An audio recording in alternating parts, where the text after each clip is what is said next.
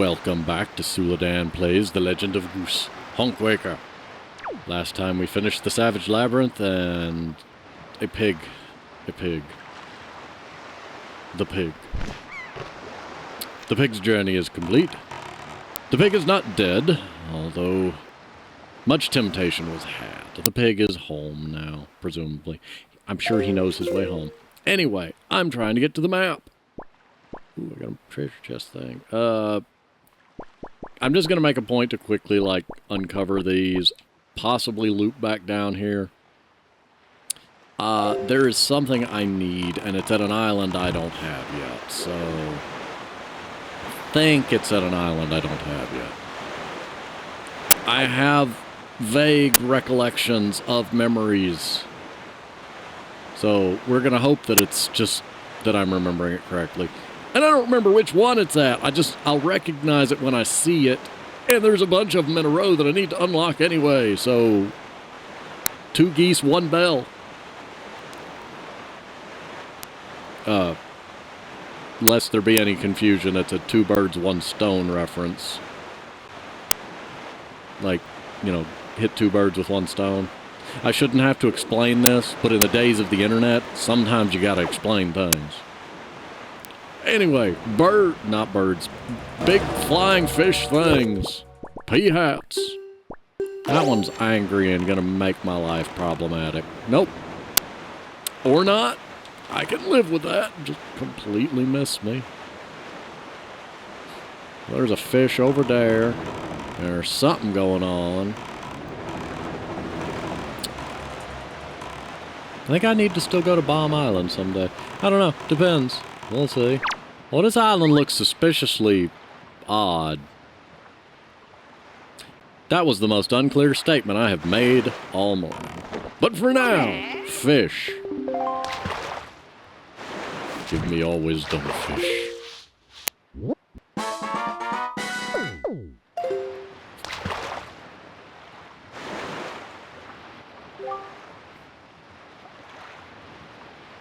Ah, Horseshoe Island. Not the island I'm looking for.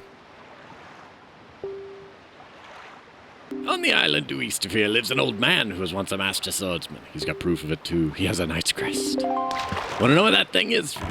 No, I've got like 30 of them. Well, too bad I can't go giving away every secret. That's all the info I've got to offer. Yeah. That last part is repeated between every fisherman. Oh, hi, you see something out here. That's useful information for me. Y'all have just the most beautiful aim ever. But I'm now on land and you can't touch me. Why are there giant soccer balls?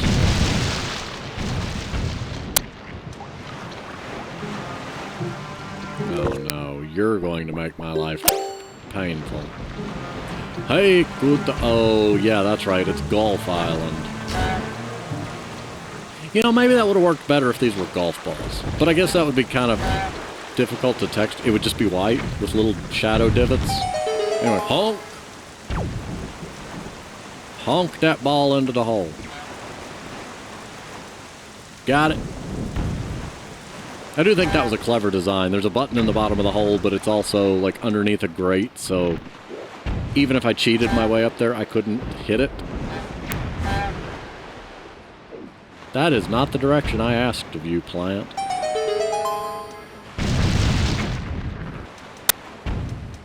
Close enough.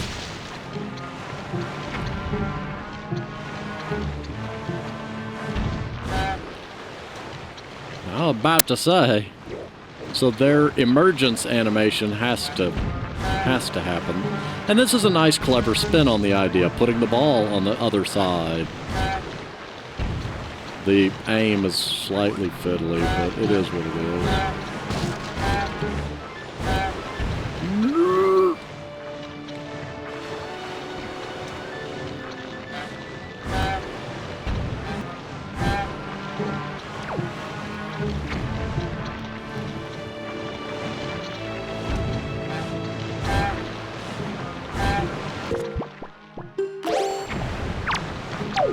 Well, that's problematic.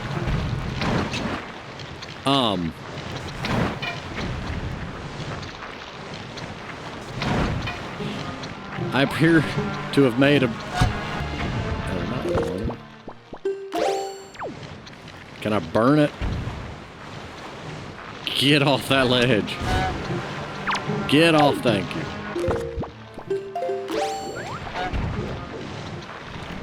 I really don't want a soft lock. Well, it wouldn't be a soft lock. I would just have to leave and come back. But I don't want to make this tedious.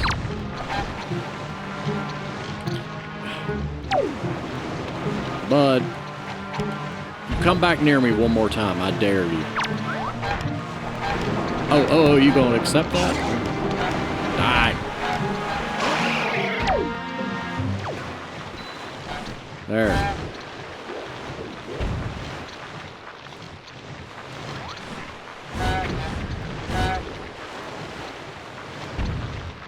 Leave me alone. There you go. Giant fish things. Messing with my aim.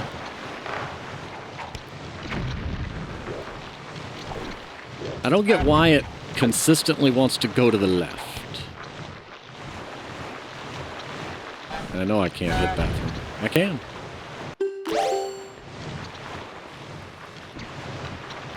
Oh, come on. Oh, come on. The hole is right there. Is this how golfing feels?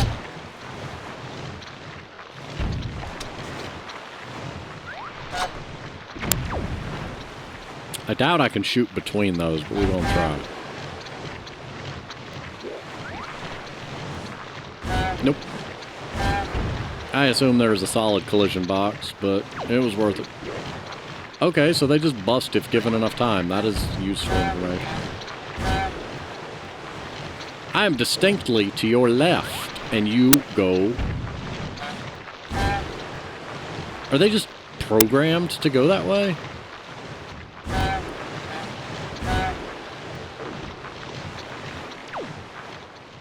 I am very confused. Oh, come on, come on, come on.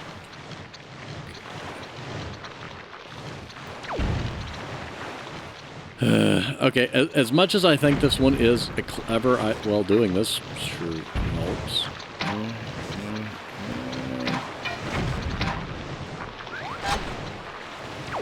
Do I need to shoot it? If it explodes before I get there, I'm going to be so... Oh, it did. I thought I heard the sound of explosion. Not that explosion. Oh, the key ring is such a pain. Okay, do this. No. That's slightly annoying. No, that's not the direction. I want to rotate in place. Can I have tank controls for just a moment?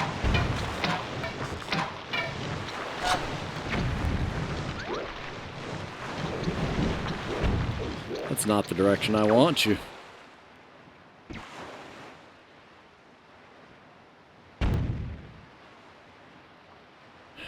How dare you? How dare you?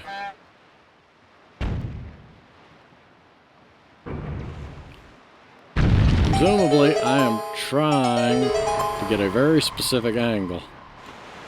Oh, if you hold it down before messing with the camera, it does maintain the angle. It's way too far to the left, though. I want... Not the direction. That's not what I was aiming for, but I'll take it. 100%. Got it. Good. We done. I didn't ask for you. I asked for the vines to get out of my way. Why you give me a treasure chest? Bud, what do you see out there, and what is it you telling me? Ah.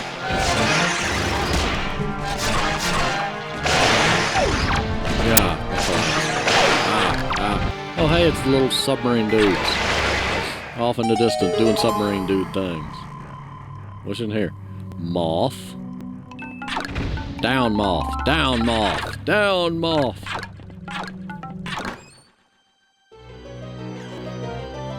You shall moth no more.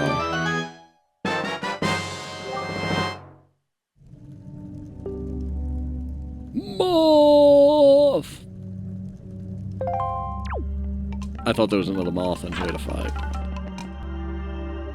Apparently not. Can I just... Thank you.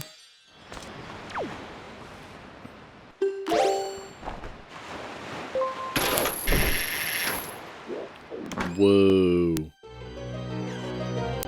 Don't get me wrong, I do think the treasure chart system and all is nifty, but I've never felt the need to, like, really engage with it and go find all the treasure charts and then find all the treasure. It didn't click with me.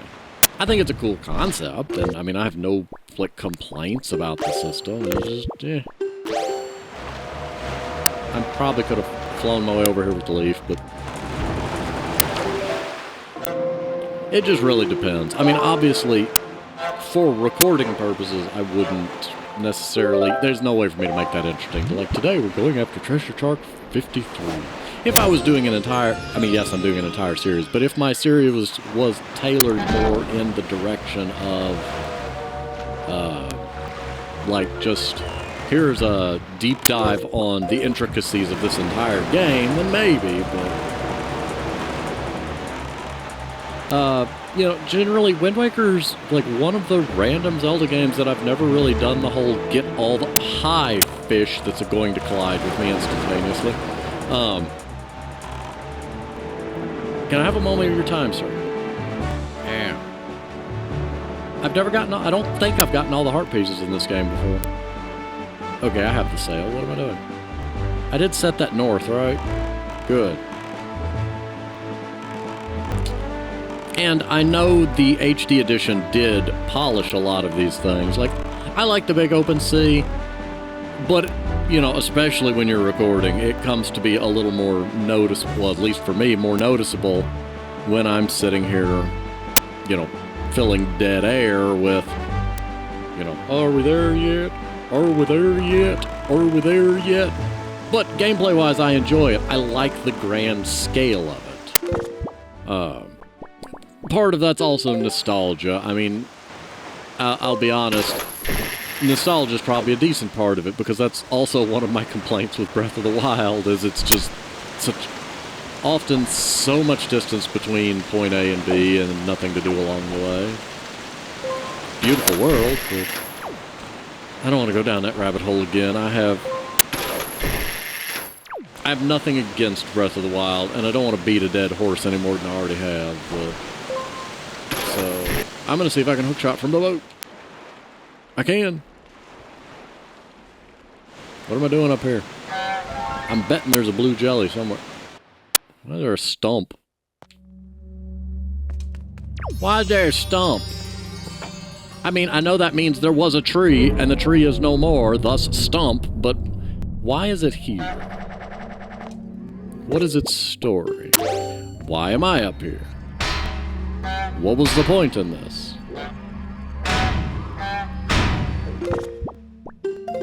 A hole in the ground. In a triangle-shaped rock. Suspicious. Very suspicious. Oh, great, another one of these. Anyway, speaking... I forgot to get the Fishman map thing.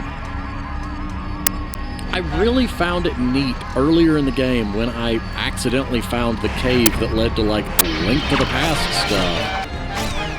But it's also sad that I haven't found anything remotely similar since then, and that it's just been a reskinned version of Wind Waker. Don't get me wrong, I know it probably takes a lot of effort to, like, make custom game resources like that, especially, you know, modifying a, you know, Nintendo game, I guess.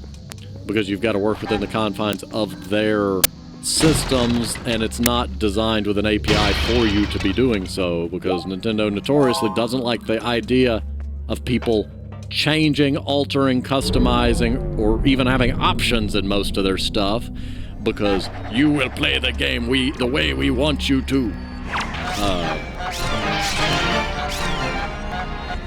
I mean, I respect difference of opinion, different cultures and all. I just like options. I don't like being told that just because, like, oh, you want the game to be slightly different? Oh, you want an aiming reticle. Oh, you don't want an aiming reticle. You want to remap a button. You want to do this. No, you're not allowed to do that because we designed it to be done this way. It's very rigid, And I think a lot of it comes from difference in perspectives pertaining to what games are. Like, for some people, games are a cinematic experience, and it is supposed to be curated. The story happens the way they plan on it happening. Not necessarily the story, but everything should happen in exactly a predictable way they want. For others, it's exploration and figuring it out yourself and all these other things. There's far grander deep dives into the topic done by far wiser people than I, but I think some of it comes down to that, to where there is a not misunderstanding, a desynchronization between player expectation and developer expectation. The Goose Ship. Well, I mean, that's what I was looking for. But, I didn't know it was on this island. I thought it was on... I misremembered. I thought it was on the island made out of, like, the big iron blocks. I'm also surprised by the lack of a blue chew up here. I'm sure he's somewhere on the island. I don't know where my boat's at.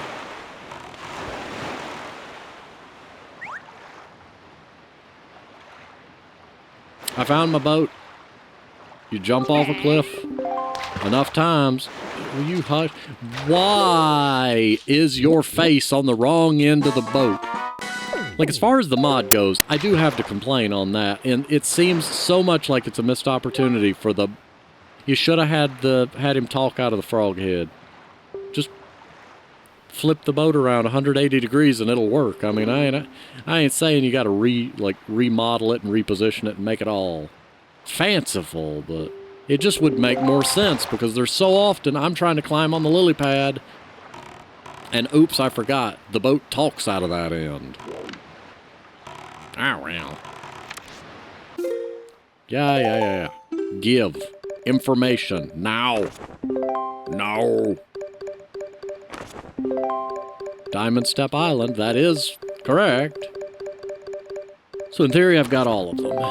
Oh, no, I've got 6 of them. The thing I got wasn't one of them. Great information. If you use the treasure hidden on this island, the thing that vanishes when you get near it won't vanish anymore. I'm talking about it. That thing that appears on nights when a wee bit of the right half of the moon is missing. You know what I'm talking about, right? Yada, yada, yada. I don't even know what...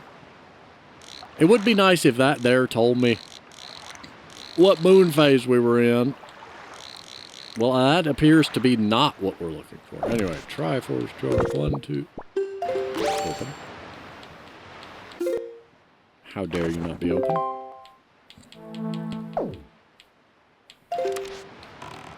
Goose Ship.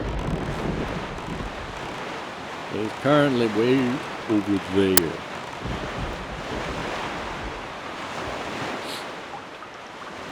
This map reminds me of something. It's something that's completely tangential, but something nonetheless. Where you be? Orion. Orion. Why are you flickering in and out of existence? Anyway. Where am I going? I don't think I can teleport there. I don't know where that is. So what I'm going to do is turn around and go north. And if my memory is right, I think it's like 700 rupees per Triforce chart. So theoretically, I might be able to afford... I mean, if it's 7 and it's 700 apiece, then I should be able to afford it. I may be misremembering the price. I know it's exorbitantly expensive. And if it's 7,000 apiece, then I'm just leaving.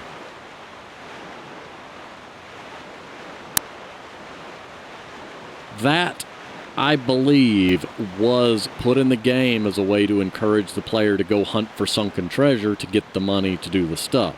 However, what, at least for me, generally happens is if I don't have enough money, I just go to the Savage Labyrinth a few times and get the money by engaging with gameplay that is, you know, more in line with the usual Zelda gameplay as opposed to Let me go figure out where treasure charts are and figure out which islands they go to and all. And that's a really cool system. Again, I'm not, like, mocking that. I think it was a cool idea. It's just more often than not, the results of it are a silver rupee, and I could get more money than that by doing other things. So it's kind of the work smarter, not harder thing. Personally, I would have enjoyed, and of course this is spoken purely in hindsight,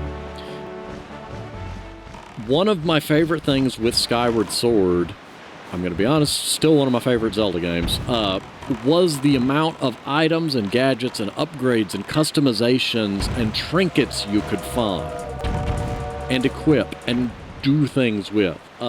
Combine that with the treasure system to where there's a reason for me to go out and hunt for these treasures. It's because, oh, I never know what I'm going to find, not, oh, it's another rupee. Oh, it's another rupee. You know, it's to me, that would be a lot more engaging. Or at least would give the player more cause to engage with the system. Because as it stands, it's either a heart piece or rupees. I mean, there's not a whole lot else it could be. Hi, bomber ship. Can you not be in my way? You intentionally turned to try to get in my way. I'll remember that. I won't remember that.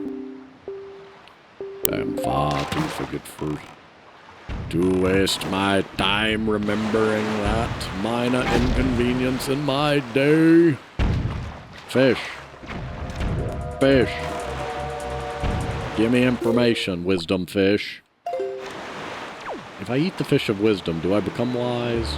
Or was eating the fish of wisdom an unwise thing? I mean, throwing coins at the fish of wisdom might also be unwise. I don't know. Grey Reef. Yeah, I got it. I'm gonna go north some more. I got 2 more of these to do. Met a really weird deer on the island due east here. Had a pack on his back bigger than I've ever seen. It was big, Fry. Said he was looking for treasure. I didn't expect to find a place like that. Tell you, the guy's obsessed. That's all the info. Yeah, it's one of those guys. I could do that. Quest chain. Neat little quest chain. Ow.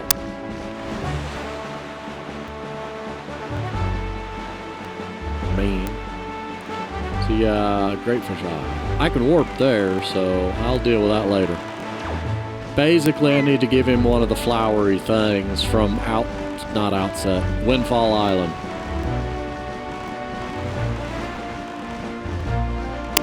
That suspiciously looks like a fairy's shell. I wasn't prepared for that combination of words. It is what it is.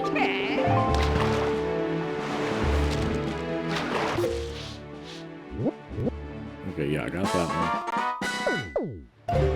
Oh, Ravasha.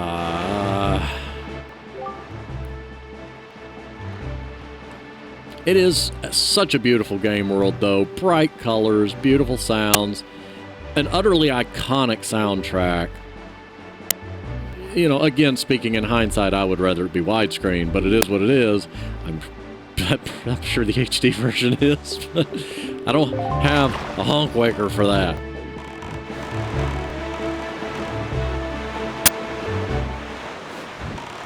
Okay, so let's try this.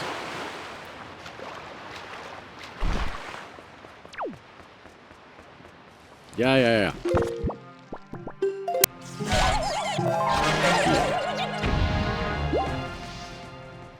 It is a fairy island. I didn't remember there being a fairy island way out west. I thought they were all over to the east. Here, the bird people who live on Dragon Roost Island east of here have invented an incredibly useful tool they call a grappling hook. Here, you can throw it at monsters and use it to grab treasure they've hidden in their pockets. Talk about cool. Oh, and have you seen those imp-like creatures called bokoblins that hang out on the lookout platforms to see it stare through the telescopes? Here, those guys keep joy pendants hidden in their pockets. If you get one of those grappling hooks, you can use it to swipe their pendants. Yeah, if you need to get a large amount of joy pendants, that be the way. I will be honest, normally when I play through this game, I do have a tendency to, like, always have the grappling hook equipped and swipe items from every single enemy, so I end up just absolutely buried in gear. Didn't do that so much this time. Stop being electrified. It ain't good for you. But that is one of my favorite mechanics in this game because I just love gathering items. And to me, again, that was something that I feel like Skyward Sword expanded on in an outstanding way. Come on, bud. Give me the thing. I don't know what thing you have left to give me. The last one tried to... No, it wasn't the last one. Anyway. I was going to say that one tried to expand my already full magic meter, and sadly it didn't just continue growing. I thought it would be funny if it just broke the bounds and kept going. I've done that once with a Game Shark code by accident in Ocarina of Time. Yay! Full key bag. Yeah.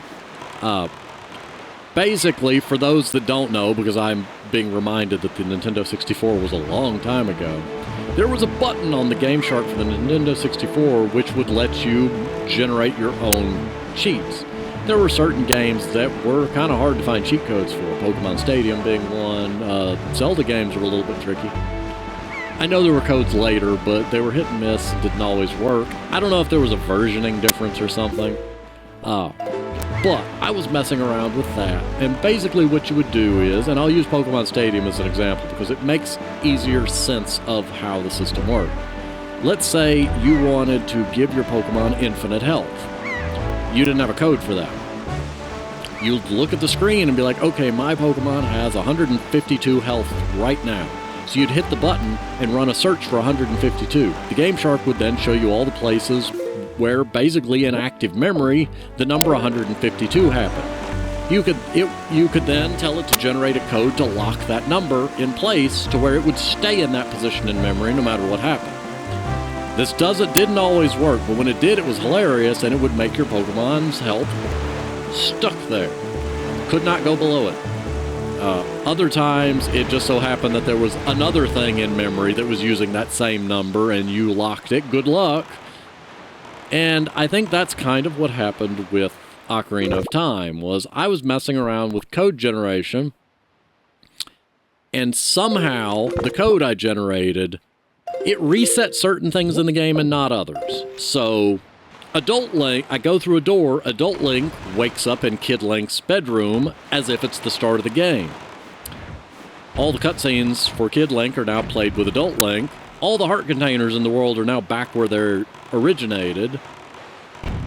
But, unfortunately, because Adult Link doesn't have access to any of Kid Link's tools, I more or less soft-locked the save because, like, I couldn't use the boomerang to get to places that I needed to as Kid Link.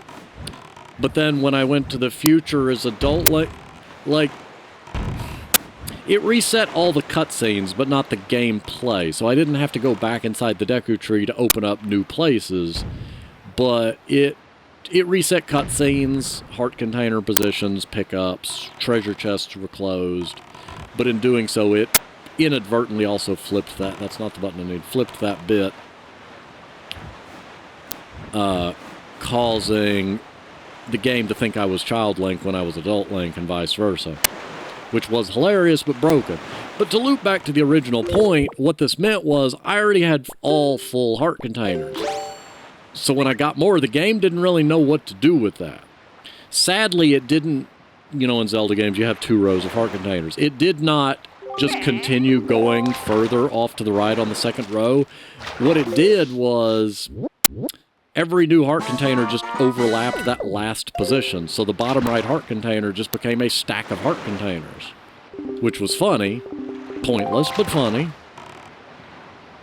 Even funnier than that, though, in a completely unrelated incident, with a similar code, I somehow made it so that NPCs could be picked up and plucked like bomb flowers. They did not explode like bomb flowers, however, but it was how I discovered that many shopkeepers in the Zelda game did not have legs. They were behind a counter the whole time, and the camera angle was locked for other very fascinating hardware reasons. So you just walk up to a counter, like go to the shooting gallery, try to talk to the guy, and you just pick him up and walk off with him, and He has no legs. He has no legs, but he must run. So yeah, it was really, really weird. But, I mean, you could do so much stupid stuff with the Game Shark like that. If you don't mind that you could corrupt your save files and other stuff by, you know, dumb luck. Oh, cool, the Ghost Ship actually shows up on your map screen. Didn't know that. That's neat. I do, however, wonder if, and the way the Game Shark back then worked with cartridges was you put the Game Shark cartridge into the console and then you put the game on top of it, which created a tower. The Game Sharks eventually had a bad habit of wearing out with time, and I wonder if it's either due to just like the wiggling connections because you've built a tower, or when you have to push the button, you're wiggling like the top and bottom connections. So maybe over time that was bad, but it was still a cool feature. Mine wore out, my friends wore out. They just seemed like the N64 Game Sharks had a bad habit of wearing out. So I'm going to assume it was a connection issue. Possibly because we kept pushing a button on the front of the cartridge. They probably should have worked out a different way to do that, but what are they going to do? They can't, unless they sold a special Game Shark controller that then had an extra button on it. If I find out they did, so help me. But anyway, it was just, that's kind of what that reminded me of, is it would have been neat if the magic meter just broke and kept going. But if something like that happened, it would probably just be stored as a larger number within the game's memory, but not have a visual representation because the developers didn't tell it what to do if it got bigger than that. It depends on how it's programmed. There are some things in programming where it would just keep going. But other times, depending on how the user interface is set up, it may be hard-coded to a very specific appearance and not have instructions for what to do beyond that.